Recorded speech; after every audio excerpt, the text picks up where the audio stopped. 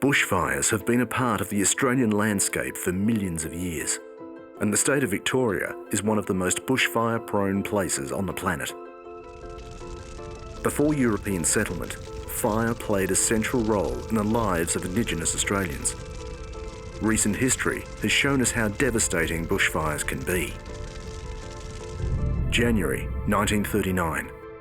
It has been a long, hot summer. The state is suffering under years of drought.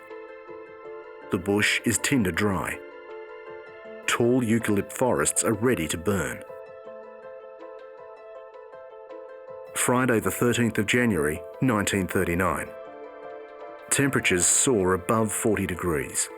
Dry northerly winds sweep fires across Victoria. The many small bushfires burning across the state converge and intensify. The speed of the fires was appalling. They leapt from mountain peak to mountain peak, blown by a wind of great force. Townships were obliterated in a few minutes. Mills, houses, bridges, tramways, machinery were burned to the ground. Finally, on Sunday the 15th of January, rain falls. The losses are horrific. Thousands of square miles of blackened ruin. 71 lives were lost. 69 sawmills destroyed. Travellers on the highway were trapped and perished. When a bushfire grows to this size, it becomes incredibly powerful. As wind pushes the fire front forward, it gains speed and intensity, consuming the fuel in its path. A huge convection column rises high into the atmosphere above the inferno. The 1939 fires remind a new generation of the terrible devastation bushfires can cause. February 1983. Victorians swelter through another hot summer. A short but intense drought grips the state.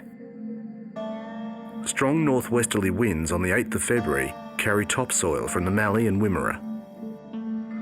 A 300-metre thick wall of dust sweeps over Melbourne. It is an ominous sign of things to come.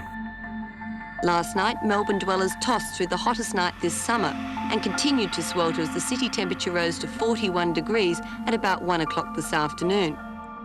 Wednesday the 16th of February is another scorching day. Fierce winds buffet the state.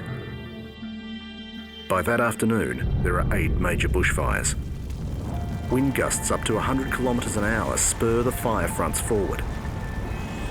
Then, just before nightfall, a southwesterly wind change turns the long flanks of the fires into a dangerous new front.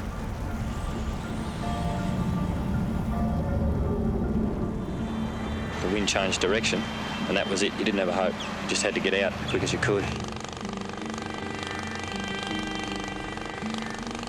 This is one of the many fires being fought throughout the night.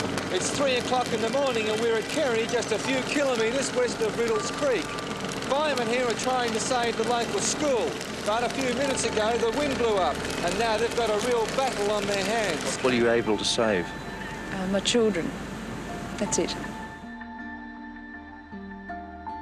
47 Victorians died. Thousands of buildings were destroyed. And more than 300,000 farm animals perished. This disaster will forever be remembered as the Ash Wednesday bushfires.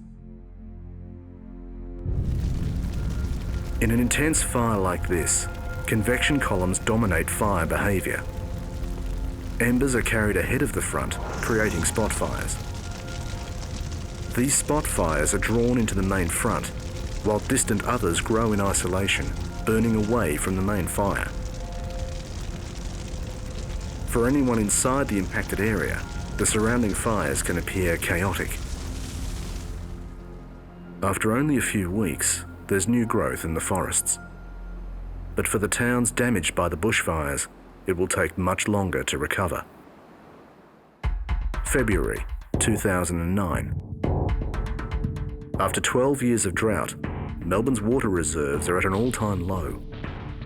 Water restrictions have been in place for years. The weather is oppressive, and there appears to be no relief in sight.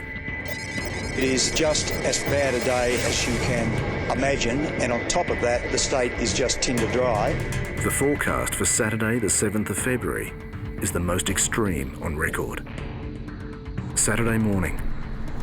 The strong northwesterly winds push hot, dry air in from the desert. The temperature continues to climb.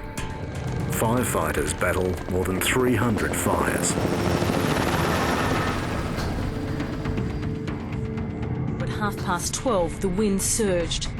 Within a minute, what had been light smoke began billowing into the sky. The fire was out of control. The shape of the land, or topography, can influence the way a fire behaves. Bushfires can spread rapidly uphill because there's a shorter distance for the heat to travel to reach the next piece of fuel. On an exposed hill, there's often more wind and hotter sun to dry out the trees and grasses.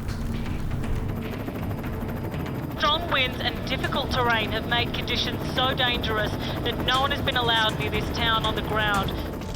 On the 7th of February, 2009, 173 people lost their lives. Over 400 more were injured.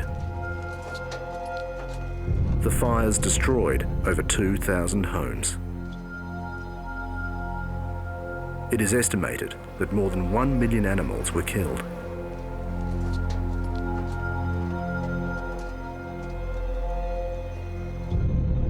As the main fire approaches spot fires, they are drawn into and feed a growing front. The convection column formed by this enlarged fire can create localised cyclonic winds and extreme fire behaviour. The forests are devastated, but soon show signs of regeneration. The rebuilding of towns and the recovery of survivors continues. Drought, extreme weather and topography combine to produce catastrophic bushfire conditions.